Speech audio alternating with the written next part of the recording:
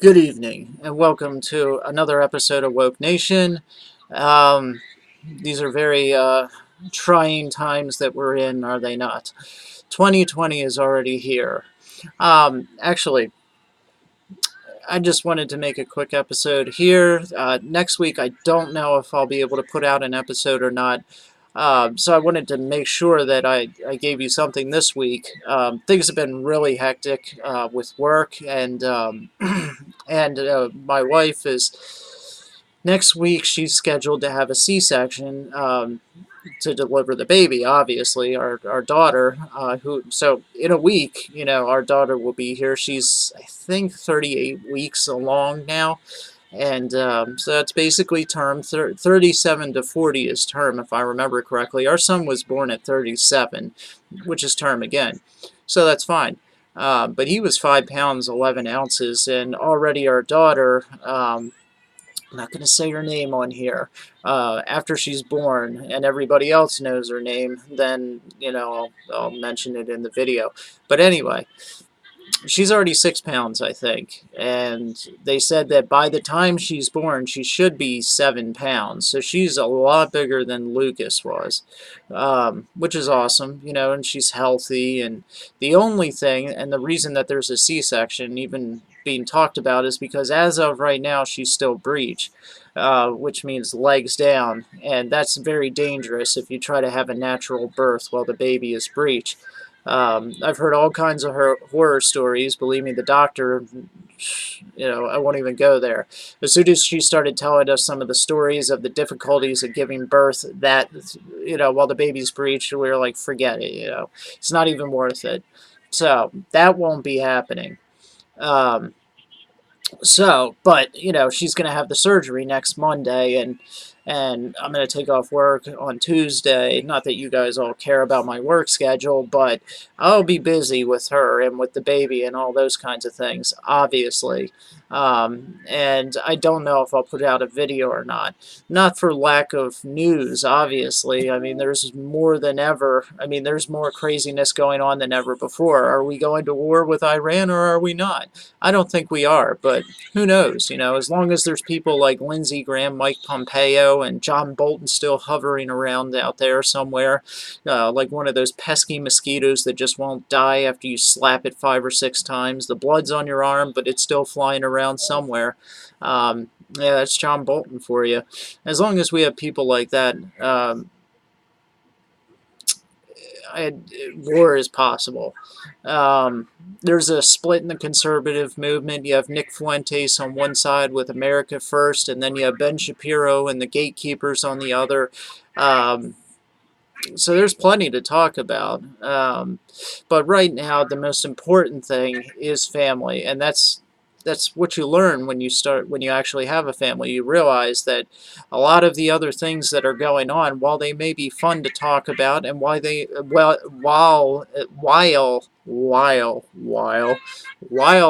also might be important, they pale in comparison to family, and it's, I mean, I don't want to toot my own horn or anything, but when you actually do finally have a family and you realize, and it puts, the world basically into perspective for you, and then you look around and you see that the family unit as a whole is just being utterly destroyed in the country. The divorce rate is through the roof. Single motherhood is through the roof. They used to talk all the time about how in the poor African American communities, single motherhood is upwards of 70%. Well, um, white people have nothing to brag about. Excuse me, it's going through the roof for the white people as well. So this is not a racial or ethnic issue. This is an American issue. And small wonder that it is. The moment we try to divorce God from society, is it any wonder that these things happen?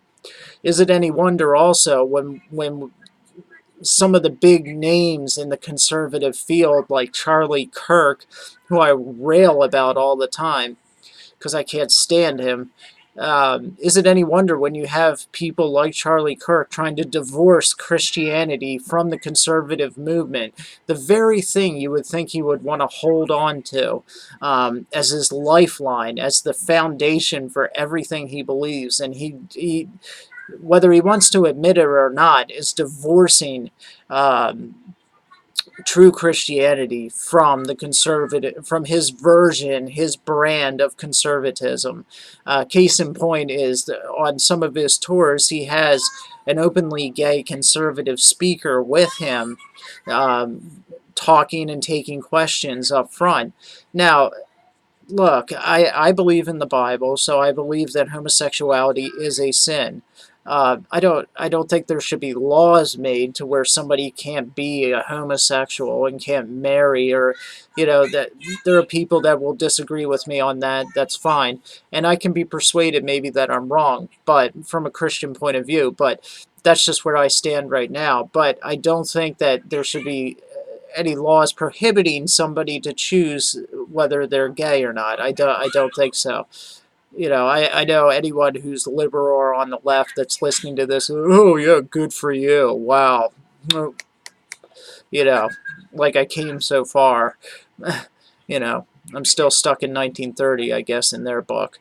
But look, but to say at the same time that such a person is conservative is utterly ridiculous. I'm sorry, but you can't be gay and be conservative. You just can't. It's conservatism would not exist without Christianity. It is tethered, married. In fact, they're not. It's not just tethered and married to Christianity. It is Christianity. There is no conservatism without Christianity. It does not exist. There's Christianity without conservatism, though, let me tell you.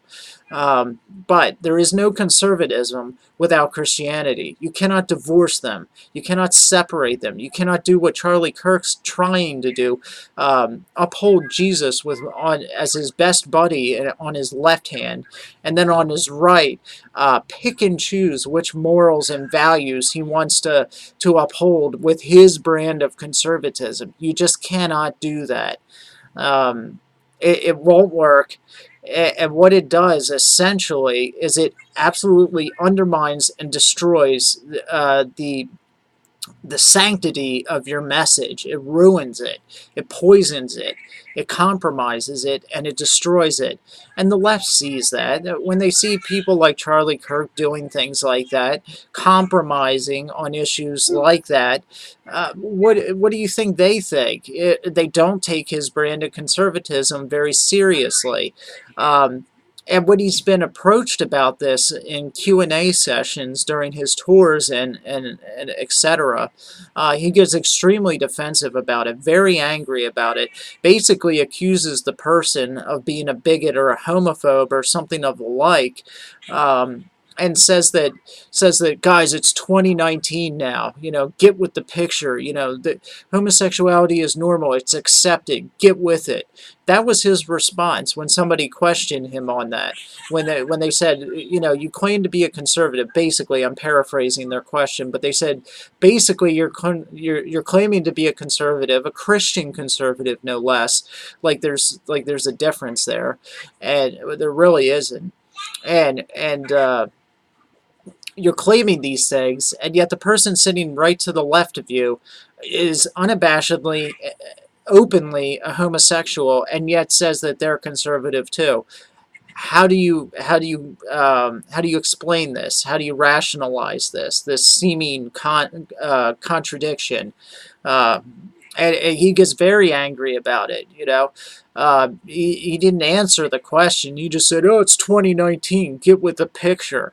Well, I'm sorry. What that says to me essentially is that it's not popular, or it's not popular anymore to talk about homosexuality as a sin, so I'm not going to do it. It's 2019. We lost that battle, so we're going to compromise there. And we're in the interest of winning the war, we're just not going to fight about those kinds of things anymore. Well, there's nowhere in the if Charlie Kirk is a Christian as he claims to be, and I'm not going to doubt his salvation, but the fruits of it, that is not good. To say that just, oh, it's 2019, get over it, is not a Christian response to the issue. You cannot separate, you cannot pick and choose which morals you like or don't like in the Bible. A lot of people try to do this. Either get on the horse and ride or don't get on at all. Either the Bible is the entire Word of God or it's a bunch of fairy tales. There is no middle ground there. There is no in between. You're either all in or you're all out. There's no like foot in one camp, foot in the other camp. I'm going to straddle the fence here. In fact, there's a Bible verse where God condemns that. He says, because you're neither hot nor cold, but because you're lukewarm, I will spew you out of my mouth. So God actually has more contempt for the person like Charlie. I'm not going to say that, but he has more contempt for somebody that is trying to appease both sides than he does for somebody that just actually is consistent with what they believe, like, say, an atheist or something like that. But somebody who wants to have a foot in the Christian camp and wants to, at the same time, appease the world and popular secular culture. He has great contempt for. Jesus spoke about this also at great length. You cannot love both God and mammon. You cannot serve two masters. Eventually, you have to pick a master here, inevitably. And the road Charlie Kirk is going down, it worries me, because when you start compromising like that, you're showing your hand. That basically you're kind of exhibiting which master you've chosen to serve, in a sense. Now, again, I don't think that there's laws or anything that should be made banning gay people, or I hate gay people, or anything like that. I've had friends that were gay. I have no, there's no phobia. By the way, phobia is an irrational fear, okay? So before we start just tossing that word around, we might actually know what it means. It means an irrational fear of something. I can disagree with a lifestyle. I can think something's sin and wrong without having an irrational fear of it. Actually, when you look at, you may not agree with where I stand, but I'm at least rationally based on it. I'm not thrown into a panic if a gay person walks into the room. I disagree with the lifestyle. I believe in the Bible. I believe in God. So if God says, hey, that's not right, then I have no choice but to say, hey, that's not right.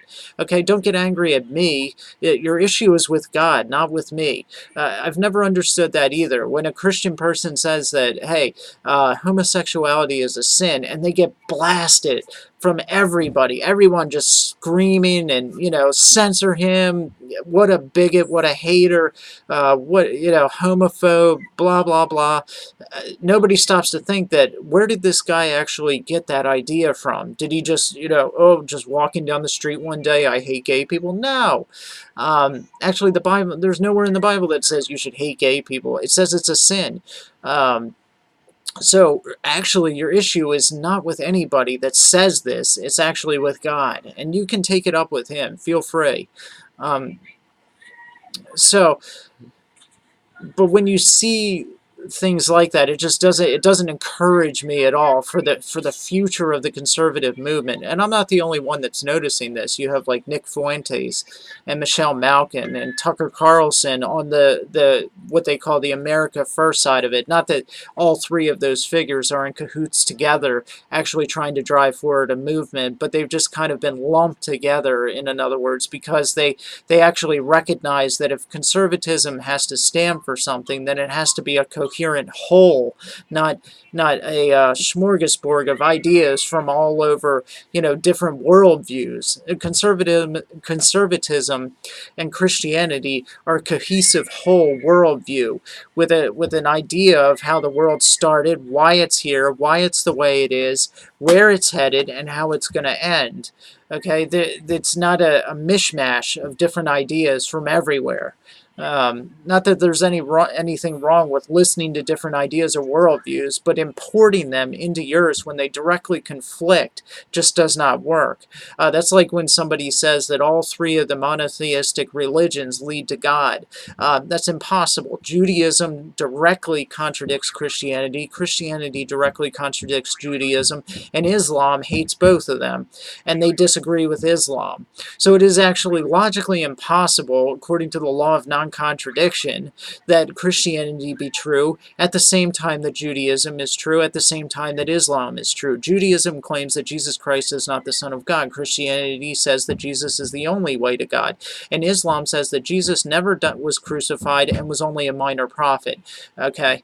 And Judaism is still looking for a Messiah that Islam says was already fulfilled in Muhammad.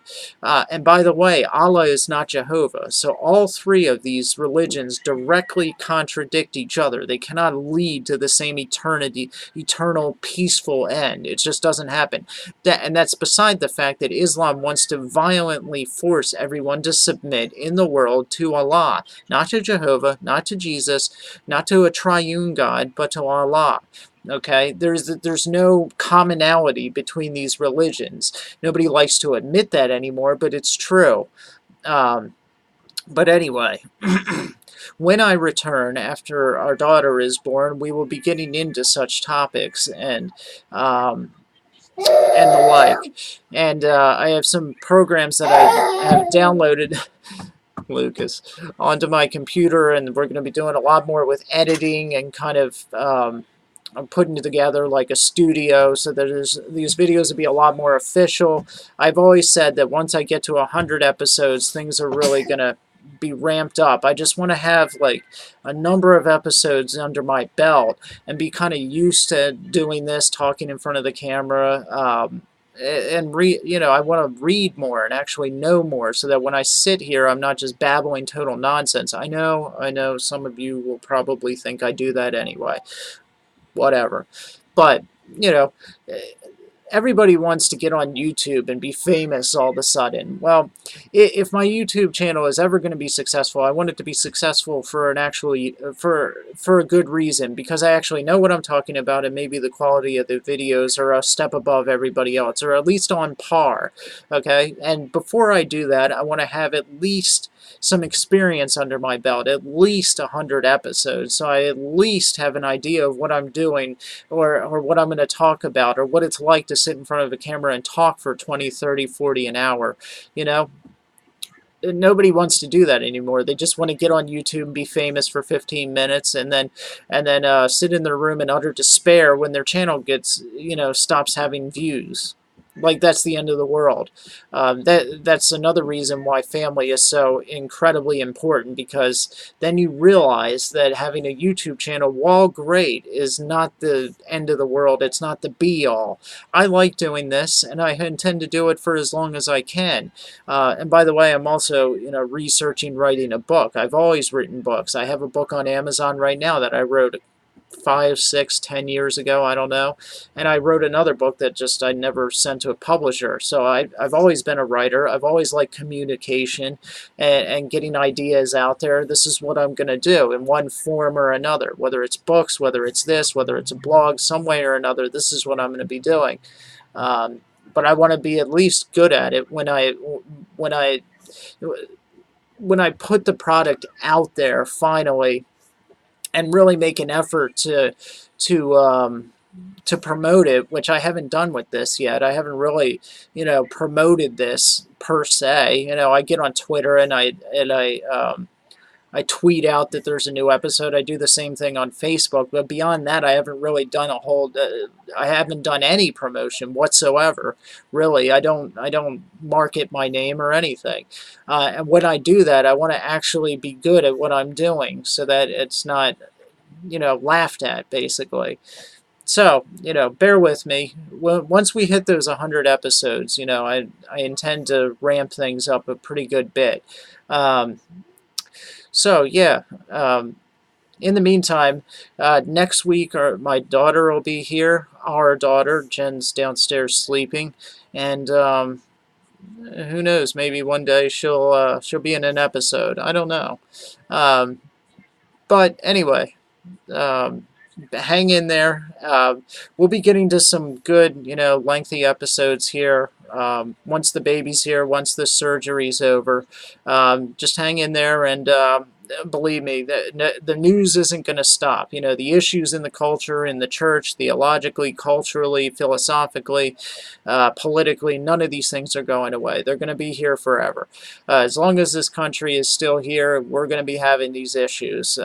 Like it or not, that's how it is. And I'll be here to talk about it. So, in the meantime, good night and God be with you.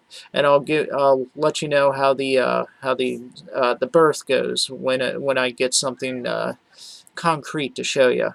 Anyway, good night and God be with you.